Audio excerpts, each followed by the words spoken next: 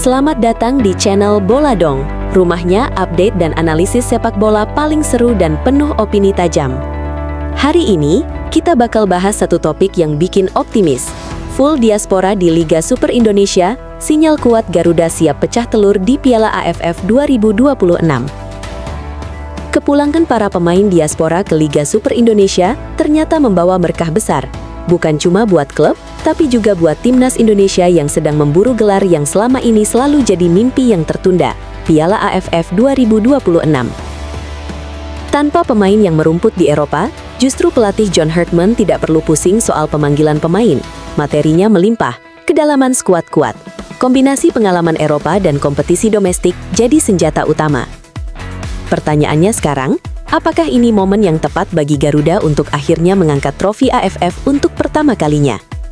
Lini belakang, kiper modern dan trio solid. Di bawah Mistar, nama Cyrus Margono mencuat. Kiper muda 21 tahun ini punya tinggi 1,91 meter, refleks bagus, dan yang paling penting, tipe sweeper kiper.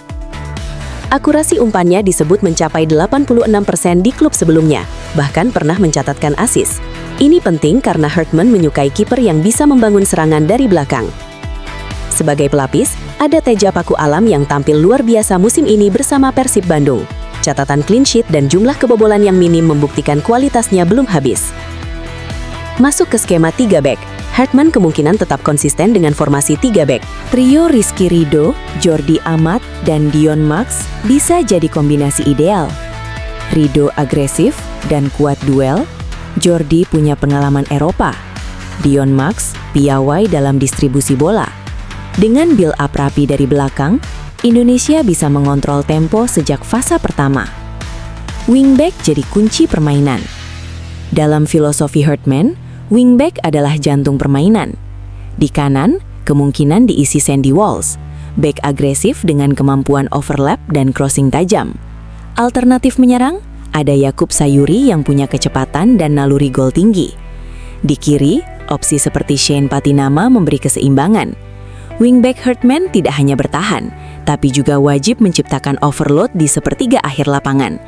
Model ini mirip dengan bagaimana ia memaksimalkan Alphonso Davies di Kanada. Lini tengah, otak, dan transisi cepat. Di lini tengah, kombinasi Tom Hai dan Ivar Jenner bisa jadi fondasi permainan. Hai lebih progresif dan kreatif. Jenner menjaga kedalaman dan distribusi. Jika butuh 3 gelandang, opsi seperti Eliano Ranges atau Mark Klok bisa jadi tambahan energi dan pengalaman. Dalam sistem Hartman, sirkulasi cepat dan transisi agresif adalah kunci. Artinya lini tengah harus cerdas membaca ruang dan berani ambil risiko. Lini serang fleksibel dan berbahaya. Hartman bisa memakai pola 3-4-2-1 atau 3-4-3. Jika 2 gelandang serang, pemain seperti Ricky Kambuaya bisa jadi opsi penetratif dari lini kedua. Jika pakai winger murni, kombinasi Yakob Sayuri dan Beckham Putra akan memberi kecepatan dan kreativitas. Di ujung tombak, Mauro Zylstra diproyeksikan sebagai target man. Postur 1,88 meter, kuat duel udara, dan mampu jadi pemantul bola. Mirip peran yang pernah dijalankan Sael Larin di Kanada. Alternatifnya, Rafael Struijk atau Ezra Walian bisa jadi tandem atau super sub yang memberi dimensi berbeda. Siap hadapi ASEAN? Tantangan jelas tidak mudah. Dari Kamboja, Singapura, sampai Vietnam, semua laga harus dipersiapkan maksimal. Tapi dengan kedalaman skuad full diaspora yang kini bermain reguler di liga domestik, chemistry lebih terbangun, adaptasi lebih cepat, kondisi fisik lebih terpantau. Secara materi, kita tidak kalah. Secara taktik, Hartman punya pengalaman internasional. Secara mental, generasi ini haus gelar. Kalau bukan sekarang, kapan lagi? Garuda punya semua elemen untuk mengakhiri kutukan runner-up dan akhirnya mengangkat trofi AFF. Gimana menurut kalian, Donkers? Apakah 2026 jadi tahun emas Indonesia di ASEAN? Tulis pendapat kalian di kolom komentar.